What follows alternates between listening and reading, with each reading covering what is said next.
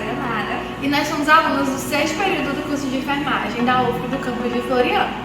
Esse é o primeiro episódio do Pode Planejar, uma proposta da disciplina de enfermagem e saúde da mulher que tem o objetivo de trazer uma sequência de vídeos sobre planejamento familiar. Nesse podcast, nós vamos abordar diversos assuntos, entre eles os direitos sexuais e reprodutivos, métodos contraceptivos, a prevenção da gravidez não planejada e também outros assuntos relacionados à saúde sexual e reprodutiva. Mas afinal, o que é planejamento familiar, Amara? Então, o planejamento familiar ele é um conjunto de ações que vão auxiliar tanto homens e mulheres no planejamento da chegada dos seus filhos e também na prevenção da gravidez não desejada. Todos nós sabemos que é nosso direito decidir se queremos ter filhos ou não, e por isso o Estado tem o dever de assegurar recursos informativos e educacionais, técnicos e científicos que assegurem a prática do planejamento familiar para todas as pessoas. Então, pessoal, agora que vocês já nos conhecem, já conhecem o podcast e já sabem o que é planejamento familiar, nós vamos para o nosso primeiro tema. E o nosso tema de hoje será direitos sexuais e reprodutivos. O que vocês sabem sobre direitos sexuais e reprodutivos? Muito pouco. Tem algum conhecimento? Não, Nunca ouvi falar. Não. Já ouviram alguma vez falar em algum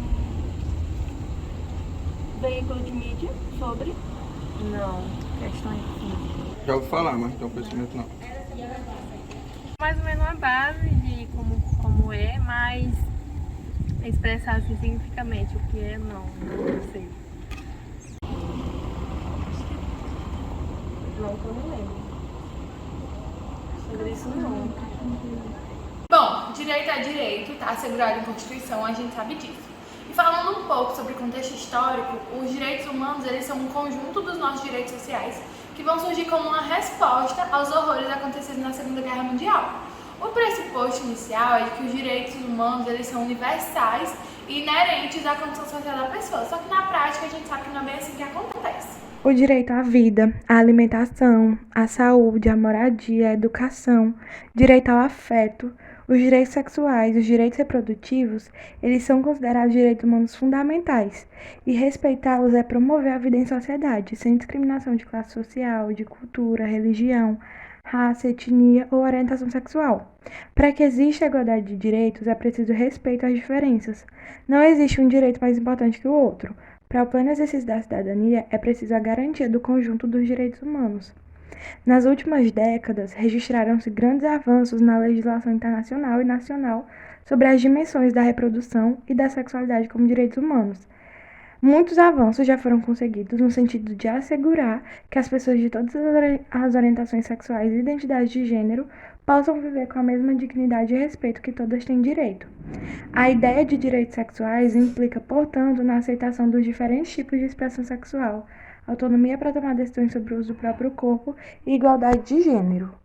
E é a partir desse movimento em prol dos direitos da saúde sexual e reprodutiva que nós vamos dividir esses direitos em direitos reprodutivos e direitos sexuais. Entre os direitos reprodutivos, a gente pode citar o direito das pessoas decidirem de forma livre e responsável se querem ou não ter filhos, quantos filhos desejam ter e em que momento de suas vidas. O direito de acesso a informações, meios, métodos e técnicas para ter ou não filhos, e o direito de exercer a sexualidade e a reprodução livre de discriminação, imposição e violência. Entre os direitos sexuais, nós vamos ter o direito de viver e expressar livremente a sexualidade, sem violência, discriminações e imposições, com total respeito pelo corpo do parceiro, o direito de escolher o parceiro ou a parceira sexual, o direito de viver plenamente a sexualidade sem medo, vergonha, culpa ou falsas crenças, o direito de viver a sexualidade independente de seu estado civil, idade ou condição física, o direito de escolher se quer ou não ter relação sexual, o direito de ter relação sexual independente da reprodução, direito ao sexo seguro para prevenção de gravidez e infecções sexualmente transmissíveis, direito a serviços de saúde que garantam privacidade, sigilo e um atendimento de qualidade sem discriminação, e o direito à informação e à educação sexual e reprodutiva.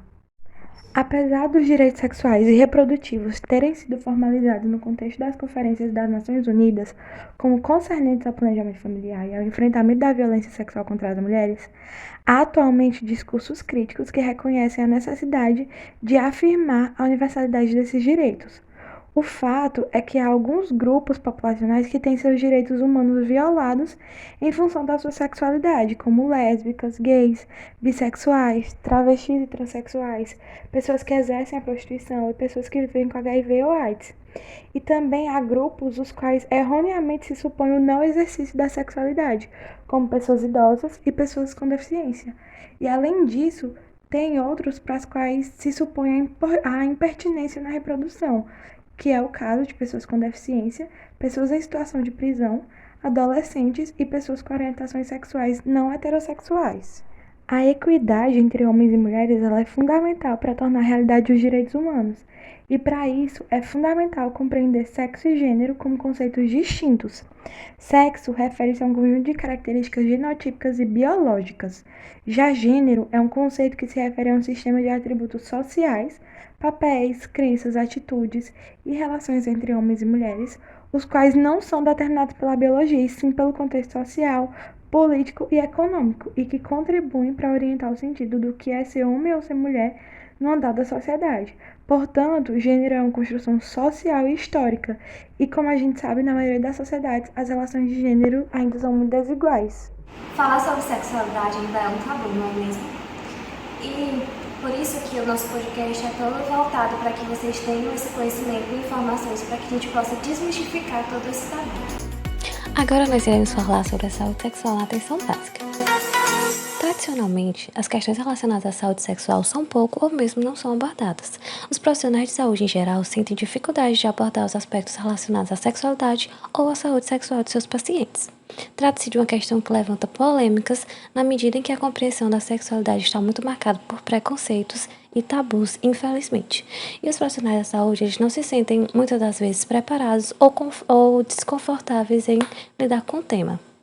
Por isso que, em relação à saúde sexual, é necessário que seja feita uma abordagem positiva e respeitosa da sexualidade, das relações sexuais, tanto quanto a possibilidade de ter experiências prazerosas e sexo seguro, livre de coerção, discriminação e violência. Para se alcançar e manter a saúde sexual, os direitos sexuais de todas as pessoas devem ser respeitados, protegidos e satisfeitos. É um tema muito importante e que tem que ser incorporado a ações, tem que ser desenvolvidas ações com a finalidade para contribuir com uma melhor qualidade de vida e de saúde das pessoas. Em relação à sexualidade, existe o ciclo de resposta aos estímulos. É um modelo que foi definido pela Associação Psiquiátrica Americana, que vai definir a resposta sexual saudável como um conjunto de 4 etapas sucessivas, que são a fase de desejo sexual, de excitação, de orgasmo e também a fase de resolução. Na fase do desejo sexual vai ser vivida sensações específicas que vão fazer a pessoa procurar ou ser receptiva à experiência sexual. Na fase de excitação é uma fase de preparação para o ato sexual, desencadeado pelo desejo, onde vão haver estímulos psicológicos, físicos, que vão poder levar à excitação, junto com também sensações de prazer. A fase de orgasmo é considerada o clímax do prazer sexual que ocorre após uma fase crescente de excitação. Já a fase de resolução vai ser um período em que o organismo vai retornar às condições físicas e emocionais usuais, considerando que nas fases anteriores a respiração, a circulação periférica, os batimentos cardíacos, pressão arterial, entre outras manifestações do organismo tenderiam a se manifestar.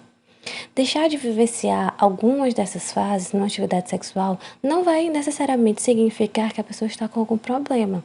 E também não experimentar alguma dessas fases descritas pode ser uma situação transitória, dependendo de diversos fatores circunstanciais de ordem biológica, psicológica ou sociocultural que podem ser trabalhados. Dentro desses assuntos estão inseridos as disfunções sexuais, que são problemas que vão ocorrer em uma ou mais das fases do ciclo de resposta sexual que foi mencionado anteriormente, por falta, excesso, desconforto ou dor na expressão e no desenvolvimento dessas fases, que vão se manifestar de uma forma persistente ou recorrente. As disfunções, elas muitas vezes deixam de ser diagnosticadas porque a pessoa ela não apresenta queixa ou porque o profissional da saúde ele não vai saber abordar a questão, seja por sentir dificuldade em realizar essa abordagem ou por não se sentir suficientemente preparado e porque, infelizmente, como já foi mencionado, é um tema que é complicado, é um tema que tem muito tabu envolvido, então a discussão desse tema se torna um pouco complicada, o que tem que ser desfeito, então torna também esse diagnóstico um pouco mais difícil. Ele é muito importante quanto à identificação de qualquer outro agravo à saúde e também é de suma relevância, porque ele vai interferir na qualidade de vida das pessoas. Existem alguns fatores que podem estar relacionados às disfunções sexuais, entre eles os aspectos psicológicos, porque muito tabu está envolto sobre a própria sexualidade, como associação do sexo com pecado, com desobediência ou punição, baixa autoestima, fobia relacionada ao ato sexual e também a não aceitação da própria orientação sexual. Ou também por dificuldades no relacionamento, como brigas, desentendimentos, a falta de intimidade, a dificuldade de comunicação, questões decorrentes de traumas devido às violências, condição geral de saúde, como, por exemplo, a presença da disfunção sexual decorrente dos efeitos diretos de uma doença, como depressão, ansiedade, doenças crônicas degenerativas, entre outros. E efeitos também diretos de uma substância, como, por exemplo, alguns medicamentos que podem gerar um período de intoxicação significativa ou abstinência de uma substância. As disfunções sexuais elas podem ser classificadas da seguinte forma, como desejo sexual hipoativo, onde vai ocorrer uma diminuição, ausência ou perda do desejo de atividade sexual, uma aversão sexual, onde ocorre uma fuga desse contato sexual, envolvendo fortes sentimentos negativos em relação à atividade sexual, falha na fase de excitação sexual ou de resposta genital, ejaculação precoce, onde há ocorrência de orgasmos e ejaculação com estimulação mínima antes, durante ou logo após a penetração, anorgasmia ou disfunção orgásmica, onde há um grande retardo ou ausência do orgasmo, vaginismo, que é uma contração involuntária e não desejada da musculatura da vagina, que ocorre quando a penetração é tentada ou quando a mulher imagina que possa vir a ocorrer o ato sexual. E também a dispareunia é considerada uma disfunção sexual, que é onde vai ocorrer uma dor genital durante a relação sexual, que pode ocorrer em homens, mas ele é mais comum em mulheres. Então, é muito necessário que ocorra a avaliação desses casos para que possa ser escolhida uma terapêutica individualizada e essas terapias para os casos de disfunções serão realizadas por profissionais especializados, mas também podem ser acompanhadas por profissionais de atenção básica, a depender da situação específica. É frequente a utilização do termo controle de natalidade como sinônimo de planejamento reprodutivo. Todavia, se trata de conceitos diferentes. O controle da natalidade implica imposições do governo sobre a vida reprodutiva de homens e mulheres, e o planejamento reprodutivo baseia-se no respeito aos direitos sexuais e aos direitos reprodutivos. Eu sou Lucas Mariel, sou graduando também de enfermagem no campus de Floriano e vou apresentar para vocês aqui o planejamento reprodutivo versus o controle de natalidade. O processo de declínio de fecundidade, sobretudo a partir dos anos 80, generalizou-se por todas as regiões e estados sociais, de modo que mesmo as regiões que antes tinham fecundidade elevada experimentaram um notável declínio de seu valor. Essa acentuada queda da fecundidade não se fez acompanhada de alterações significativas na situação de pobreza e desigualdades sociais existentes. Segundo o relatório do Banco Mundial, durante as últimas 2 décadas, o processo de concentração de renda se acentuou. De acordo com esses relatórios, a sociedade brasileira tem se caracterizado como uma das mais desiguais em comparação com as outras. É na região Nordeste que se concentram os níveis mais elevados de pobreza absoluta no país e onde a distribuição de renda é mais concentrada. Os indicadores também apontam que essa situação é pior entre as mulheres, de um modo geral, e entre os homens e mulheres na população afrodescendentes.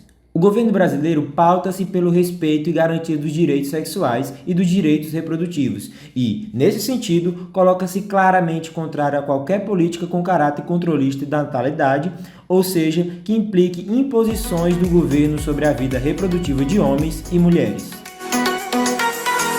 Então, pessoal, chegamos ao fim do nosso primeiro episódio. Esperamos que vocês tenham gostado. Curtam, comentem, compartilhem, porque trouxemos informações bastante importantes. Não se esqueçam de se inscrever no canal do CAPS, tá? E é isso. Até a próxima semana. Oh.